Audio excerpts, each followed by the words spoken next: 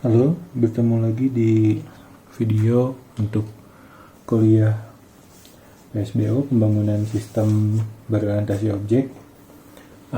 Pada video ini saya akan membahas bagaimana caranya membuat use case dari requirement atau functional requirement yang sudah kita definisikan sebelumnya. Kita review dulu functional requirement yang minggu lalu sudah di dalam video lalu sudah dibuat. Ada 8 di sini. Perangkat lunak. Yang pertama, perangkat lunak harus dapat melayani pendaftaran kegiatan Posyandu. Tentu saja kita masih menggunakan studi kasus Posyandu ya. Kemudian nomor 2 itu perangkat lunak harus dapat menampilkan pendaftar kegiatan Posyandu. Kemudian perangkat lunak harus dapat menampilkan melayani pembuatan KMS, harus dapat melayani verifikasi KMS, mencatat hasil pemeriksaan, menulis hasil pemeriksaan KMS, menulis laporan pemeriksaan berdasarkan hasil pemeriksaan, dan menampilkan KMS. Itu 8 use case fungsional. Jadi requirement fungsional, Jadi requirement fungsional ini akan menjadi use case. Sedangkan untuk kebutuhan yang lain, untuk unjuk kerja dan antarmuka nanti akan digunakan pada saat desain. Jadi maksudnya dijadikan rujukan atau dijadikan acuan untuk desain. Contohnya di sini harus bisa melayani secara paralel dalam waktu maksimal 100 detik. Nah, nanti solusinya seperti apa itu didesain, algoritmanya kah atau arsitekturnya kah gitu, dan seterusnya gitu. Oke, nah kemudian sebelumnya itu kita juga sudah mendefinisikan ini di user requirement atau kebutuhan pengguna. Ada 2 calon pengguna, yaitu masyarakat dan kader gitu. Jadi ini yang akan menjadi aktor use case atau aktor perangkat lunak. Jadi sini kita punya 2 aktor, kita tulis satu-satu ya. Contoh di sini adalah masyarakat dulu. Nah, kemudian di sini kita cari yang mana yang akan dikerjakan langsung oleh masyarakat. Contohnya di sini pelayanan pendaftaran kegiatan Posyandu. Ya. Sini mendaftar untuk kegiatan Posyandu gitu ya. Harusnya sih lengkap seperti itu, tapi karena agak susah juga di sini saya nulisnya, jadi saya tulis pendaftar aja. Tapi lebih baik lengkap pendaftar untuk kegiatan Posyandu gitu ya. Kemudian selanjutnya masyarakat itu di sini kader masyarakat ingin dapat membuat KMS. Ya.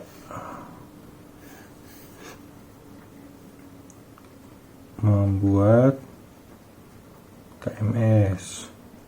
Mungkin KMS jadi KMS digital gitu ya. Bisa. Kemudian masyarakat itu satu lagi membaca KMS.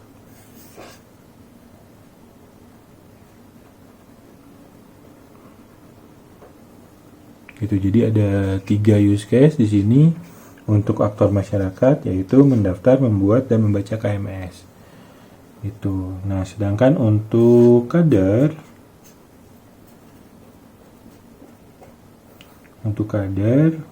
ini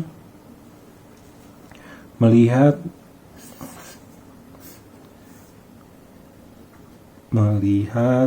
pendaftar.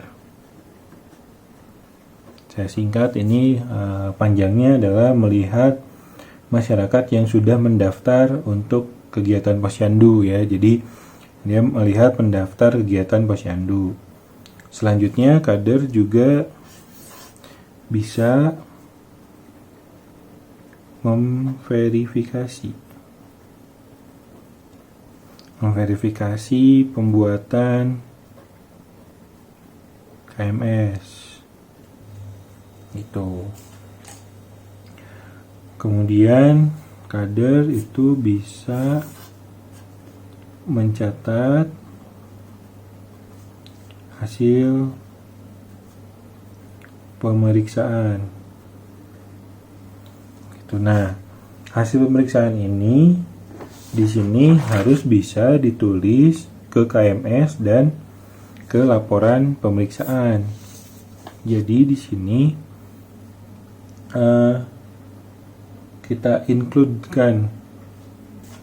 Jadi di sini ada relasi antar aktor dengan use case dan ada relasi antar use case. Jadi ada dua use case ya. Menulis KMS, menulis laporan. Gitu ya. Nah, ini seperti ini.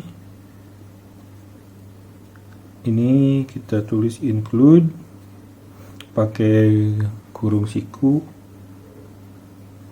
atau ya kurung buka kurung tutup, lebih besar dari kurang dari, seperti ini kalau lebih jelasnya ya.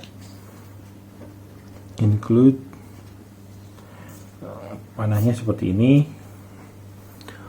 Include ini artinya ketika kita melakukan use case ini, menjalankan use case mencatat hasil pemeriksaan, otomatis dia akan menulis KMS dan menulis laporan. Jadi dua use case ini merupakan perluasan dari use case mencatat hasil pemeriksaan yang harus dilakukan. Ada satu lagi yang bisa tidak dilakukan, yaitu extend. Jadi kalau extend bisa dilakukan, bisa tidak, sifatnya opsional. Contohnya misalkan mencetak. Jadi kalau misalkan catat hasil pemeriksaan di sini dicetak gitu ya. Taruhlah ada. Nah, beda panahnya biasanya ke dalam, kalau include itu keluar. Mencetak. Ini extend. Jadi dia bisa masuk, bisa dicetak, bisa tidak. Gitu. Tapi itu merupakan perluasan dari mencatat hasil pemeriksaan gitu. Nah, seperti itu kira-kira use case-nya. Jadi seperti ini. Ada kalau yang yang kita turunkan langsung dari requirement itu ada 8, tadi ada tambah 1 mencetak. Sebenarnya ini tidak boleh. Kalau tidak ada di requirement, bukan tidak boleh sih sebetulnya ya, tidak lazim aja sih. Kalaupun misalkan kita menggunakan model proses yang iteratif, contohnya prototyping atau mungkin agile, ya harus ada dari requirement dulu. Jadi kita definisikan dulu requirement tambahan, kemudian kita tambahkan use case gitu. Itu. Nah, kemudian ada beberapa salah kaprah dalam pembuatan use case ini. Jadi salah kaprahnya itu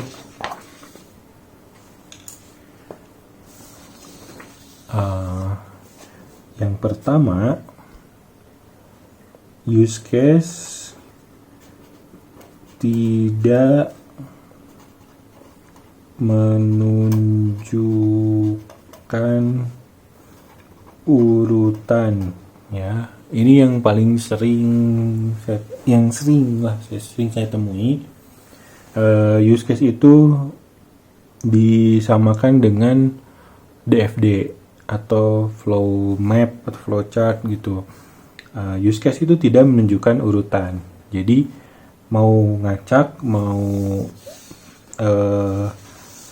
seperti ini tidak saling berkaitan, tidak apa-apa. Contohnya di sini kan harusnya, misalkan kalau kita telusuri alurnya itu mendaftar dulu, kemudian buat KMS, kemudian diverifikasi dulu kan KMS-nya.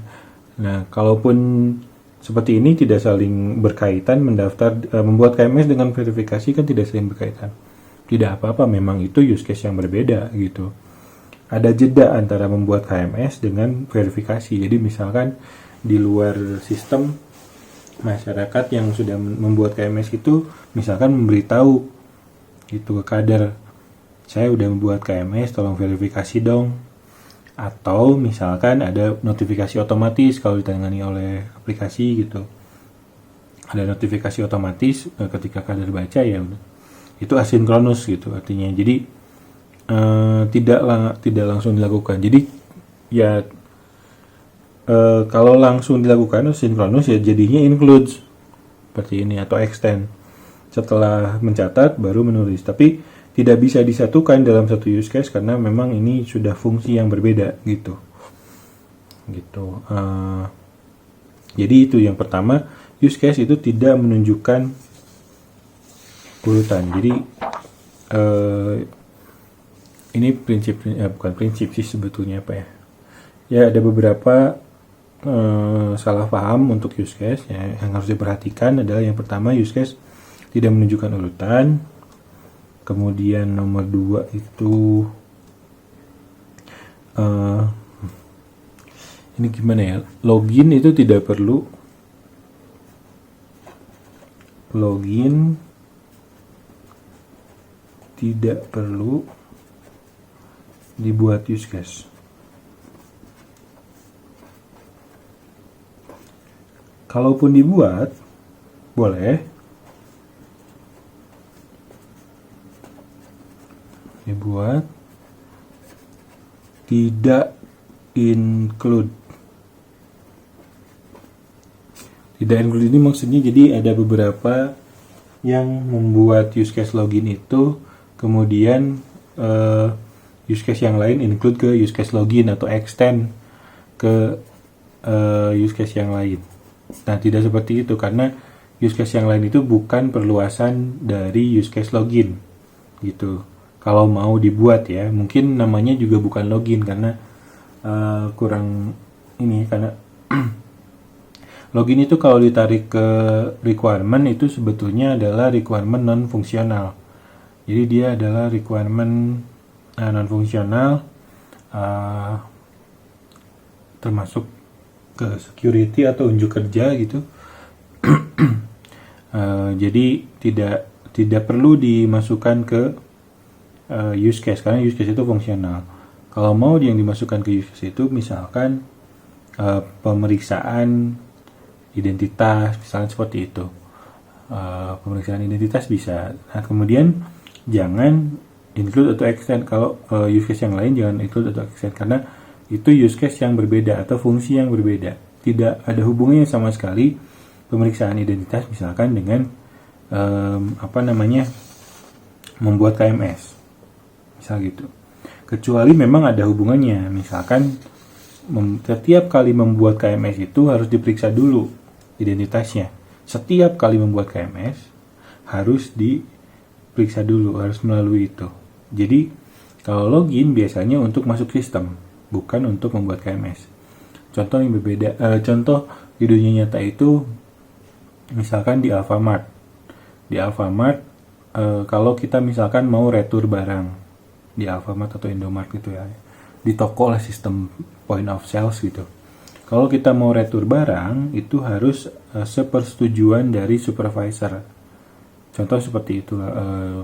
Ya mungkin bisa sedikit berbeda detail skenarionya di setiap toko, tapi kira-kira kalau misalkan kita mau retur barang itu harus sepersetujuan supervisor. Biasanya kasirnya memanggil supervisor masukin semacam password atau apa gitu pemeriksaan identitas tadi ya.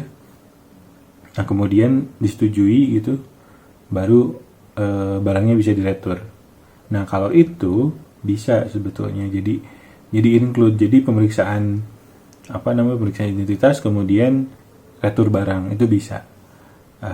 Tapi kalau untuk login, kasus login itu tidak gitu. Nomor 3 itu jangan terjebak dengan CRUD. Jadi salah satu kecenderungan yang sering saya temukan juga adalah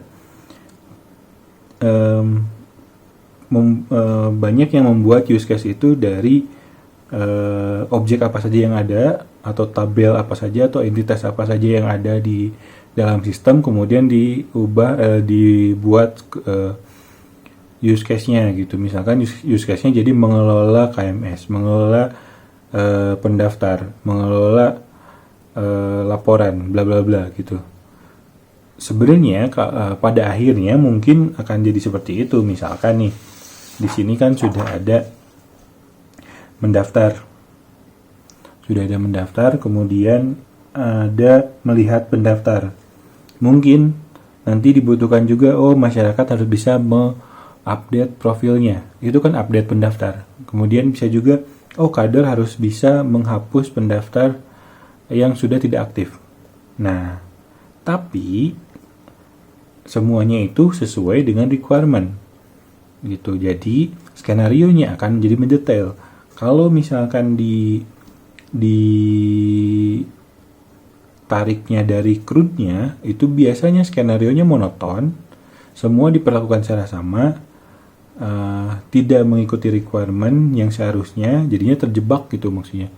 Jadi contohnya tadi kan ada detailnya, misalkan yang bisa mengupdate itu masyarakat, tapi yang mendelete itu bukan masyarakat sendiri, tapi kader. Kalau kader itu tidak bisa mengupdate, misalkan detailnya seperti itu. Kader tidak berhak mengupdate data masyarakat, misalnya seperti itu, karena itu data pribadi. Tapi kalau masyarakat yang sudah tidak aktif, misalkan anaknya udah lebih dari 5 tahun, udah nggak ada lagi yang di posyandu gitu, kemudian dianya sendiri, ibu tersebut juga sudah menopause dan lain sebagainya, itu kan tidak aktif di posyandu intinya gitu. Nah, kader harus bisa ngapus dong. Nah, bisa dari masyarakat, misalkan ya dia tutup akun, atau dari kadernya sendiri, dia tutup aja gitu. Nah, delete-nya pun bukan delete gitu, tapi tutup akun misalkan. Jadi cuman statusnya diubah, atau mungkin dipindahkan ke database lain gitu, untuk meringankan database utama. Jadi ada detailnya, ada skenario detailnya gitu. Jadi tidak hanya CRUD itu lihat, edit, kemudian hapus, ya seperti nggak gitu. Jadi semua harus ada fungsionalnya, harus ada requirementnya gitu ya. Sepertinya sih 3 itu yang bisa saya ingat. Ini ya mungkin nomor 4 sama dengan ini prinsip pemodelan atau prinsip software engineering pada umumnya sih, KISS gitu. KISS itu adalah singkatan dari Keep It Simple, Stupid. Jadi ya itu sedikit ini ya,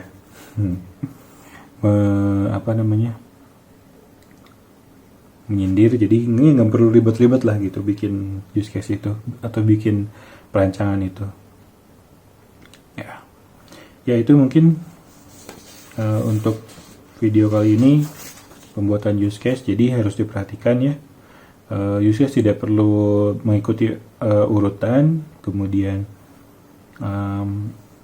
login tidak perlu dibuat jadi use case. Kalaupun mau juga boleh, tapi tadi ya bukan login ya, karena login itu non fungsional.